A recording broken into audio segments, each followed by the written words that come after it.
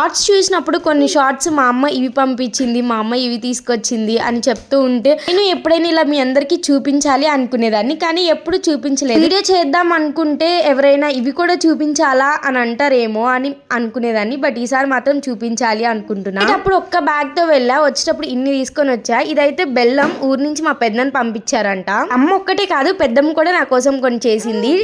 Tomato పచ్చడి and next జంతికల video మీరు చూసే ఉంటారు. అమ్మ నా కోసం చేసింది. ఇది వచ్చేసి చికెన్ పచ్చడి, ఇది వచ్చేసి అరిసెలు పెద్దమ్మ నా కోసం చేసింది. చీరాలు వెళ్ళి చీరలు తెచ్చుకోకపోతే ఎలా చెప్పండి, నేను వెళ్ళిన ప్రతిసారి ఖచ్చితంగా శారీస్ తెచ్చుకుంటా. ఈసారి మాత్రం కొంచెం ఎక్కువ తెచ్చుకున్నా.